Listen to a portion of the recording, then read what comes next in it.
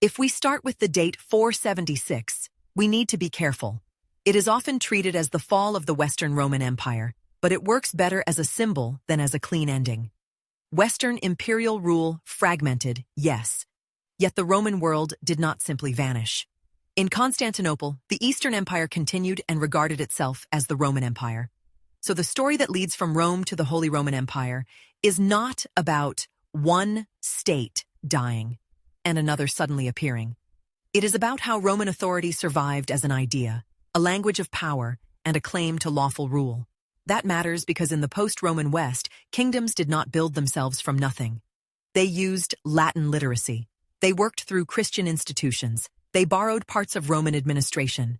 And they inherited Roman notions that power should be lawful, ordered, and somehow universal in ambition, even when reality was anything but universal. Rome endured less as a single government than as a prestigious political vocabulary. One medieval habit of thought helps explain what happened next. Translatio imperii, the transfer of empire. In simple terms, supreme authority could be understood as moving from one people or ruler to another. That way, rupture could be presented as continuity, and conquest could look like inheritance. We should add a caution here. Not every medieval actor necessarily stated this idea explicitly, but as a broad conceptual mechanism, it is very useful. It helps explain how later rulers could claim something Roman without literally rebuilding ancient Rome. The real problem in the Latin West was this. After Western emperors disappeared, who held supreme secular authority?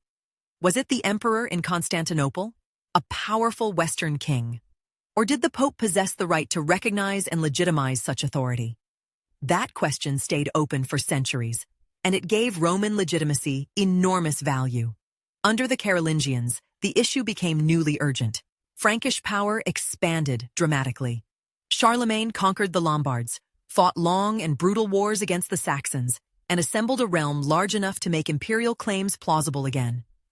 But plausible is not the same as identical. This was not ancient Rome restored.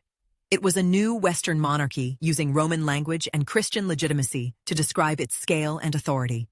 Then came the famous moment in Rome in the year 800 when Pope Leo III crowned Charlemagne emperor. That act asserted an emperor for the West.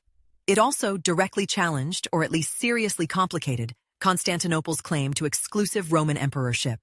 Suddenly, there was not just one clear Roman imperial title in Christian politics. Why did it happen? Here, we need source criticism. The motives behind the coronation are interpretive, not settled fact. A common reading is that the papacy sought protection in Italy and enhanced its own symbolic authority by crowning an emperor. Charlemagne, for his part, gained a rank above kingship and a stronger political language of legitimacy. These explanations make sense, but they should not be repeated as if they were perfectly transparent to us. The event is clear. The inner calculations remain partly reconstructed. Just as important is a warning about chronology. We should reject any neat straight line from 800 to 1806, as if the Holy Roman Empire simply began with Charlemagne and then continued unchanged for 1,000 years. Charlemagne's empire was impressive, but it was also fragile. It depended heavily on the ruler himself, on his dynasty, on military presence, and on cooperation from regional elites. After his death, it fragmented. The Treaty of Verdun in 843 divided rule among his heirs. From one of the resulting realms, East Francia, the later core of the Holy Roman Empire developed. But again, this was not a sudden restart. It is better understood as a gradual renovation of imperial rule in Western and Central Europe, drawing on Carolingian precedent, Roman memory, and changing political realities. For many historians, the more durable imperial form truly begins with Otto I. In the 10th century, he stabilized East Frankish rule, defeated rivals, and won a major victory over the Hungarians. His coronation in Rome in 962 is often treated as the real starting point of the enduring empire. That does not erase Charlemagne's importance, but it shifts attention from the dramatic image of 800 to the more lasting institutional pattern that followed. And what was that pattern? Not a centralized nation-state, not an early version of modern Germany. The empire was an itinerant medieval order, its ruler governed by moving through the realm, renewing alliances, hearing disputes, confirming rights, and negotiating constantly with princes, bishops, abbots, and regional lords. Personal bonds mattered, feudal ties mattered, church cooperation mattered, regional power centers mattered. This was a layered political world, not a uniform administrative machine. Paradoxically, that lack of uniformity was one of the best reasons for the empire's durability. Its structure was flexible enough to absorb diversity. Imperial estates, the princes, bishops, cities, and other corporate powers within the empire were not just subjects waiting for commands. They were political actors with rights and privileges. That limited the emperor, often frustratingly. But it also helped the system endure. The empire could survive without becoming fully centralized because authority was shared, negotiated, and legally articulated across many levels. The church was essential to this arrangement. Emperors relied heavily on bishops and abbots, partly because churchmen could be powerful local rulers and administrators without founding hereditary dynasties in the same way secular nobles did. This strengthened imperial government, but it also created one of the empire's defining conflicts, the investiture controversy. Who had the right to appoint bishops, the emperor or the pope? The famous scene at Canossa in 1077, when Emperor Henry IV sought absolution from Pope Gregory VII, has become a symbol of papal triumph and imperial humiliation. But the textbook image oversimplifies the events. Canossa was a dramatic episode in a much longer, more complex struggle between rival universal claims, spiritual and imperial, both of which reached back to Roman and Christian traditions. Over time, the empire developed clearer constitutional procedures. A major landmark was the Golden Bull of 1356, which formalized the election of the Roman German king by prince-electors. That did not turn the empire into a modern state, but it gave sharper definition to how supreme authority was recognized. Later, the phrase, "of the German nation," came into use. Here again, precision matters. That phrase did not mean a modern German nation-state. The empire remained multilingual, composite, and politically layered. The Reformation put this order under immense strain. The Peace of Augsburg in 1555 created a confessional settlement, but only a provisional one.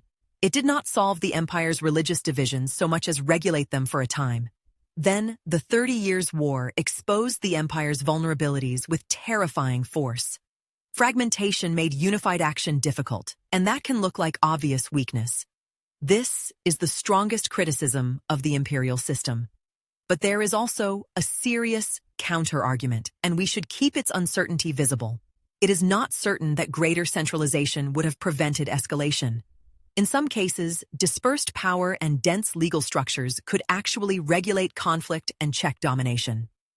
After the war, the Peace of Westphalia in 1648 confirmed the rights of the imperial estates, limited imperial reach, and deepened the empire's character as a system of regulated negotiation. In other words, what critics saw as fragmentation could also function as a way of preventing any single authority from swallowing the whole. None of this means the empire was harmonious or benign. It could be brutal. It excluded many people from political power.